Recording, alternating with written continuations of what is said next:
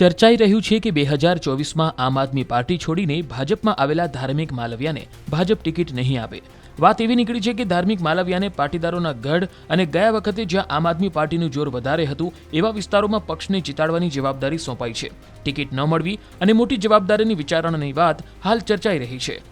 અગાઉ 2021માં યોજાયેલી મહાનગરપાલિકાની ચૂંટણી સમયે ધાર્મિક માલવિયાને વોર્ડ નંબર 3માં કોંગ્રેસની ટિકિટ મળી હતી.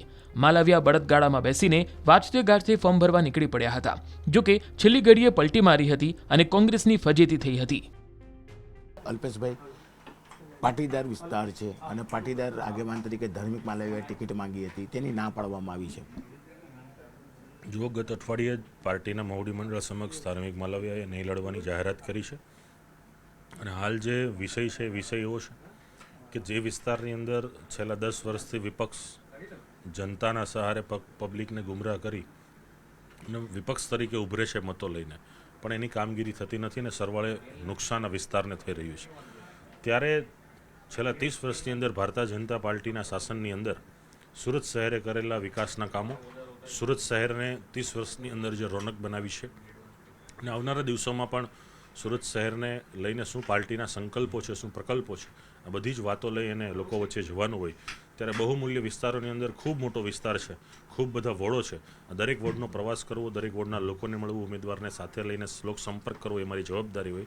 એટલે હાલ પૂરતો એનો લડવાનો વિષય મોફૂક છે, પણ જે કોઈ પણ ઉમેદવારો આવશે ઉમેદવારને કમળના ચિહ્નના ઉપર મત આપીને કમળને ખીલવી અને કમળને ગાંધીનગર સુધી મોકલવું એ અમારી ફરજ છે અને આ કમળના ચિહ્નના ઉપર મતદાન થાય એ માટેનો અમારો પ્રયાસ રહેશે.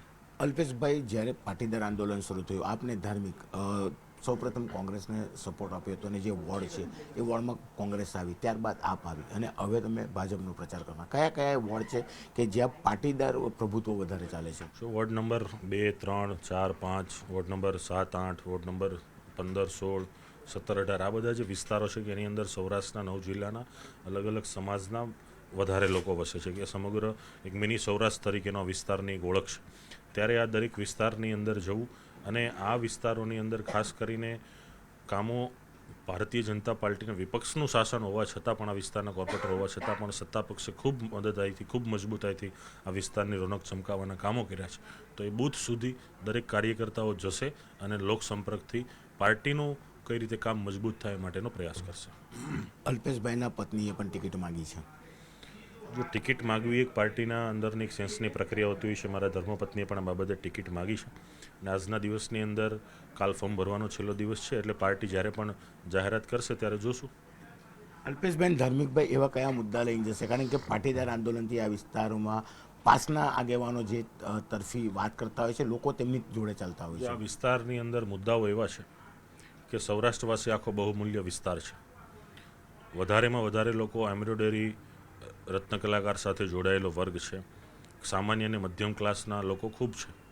ત્યારે એ લોકોના પ્રાણ પ્રશ્નો રહેતા હોય છે. રોડ, રસ્તા, સ્ટ્રીટ લાઇટો આ બધા જે છે મહાનગરોના વિષય હોય છે.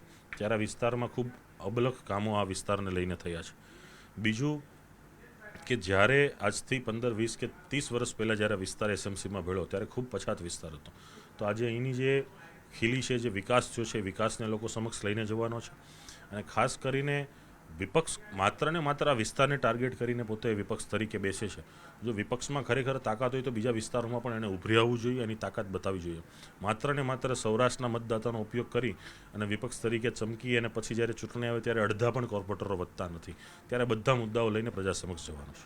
બિલકુલ. આ હતા અલ્પેશ કથેરિયા. કહી શકાય કે 2017-18થી પાટીદાર આંદોલન ચાલતું હતું, એટલે કે એક પછી એક જે રીતે અલગ અલગ પાર્ટીના ઉમેદવારો અહીંયા જીત્યા હતા, ત્યારે હવે આ વિસ્તારમાં ભાજપનું કમલ ખીલે તેની જવાબદારી પાસના આગેવાન અલ્પેશ કથેરિયા અને ધાર્મિક માલવિયાને આપી છે. ત્યારે જોવાનું એ રહ્યું કે આ વિસ્તારમાં ધાર્મિક માલવિયા અને અલ્પેશ કથેરિયાનો જાદુ ચાલે છે કે પછી જનતાનો.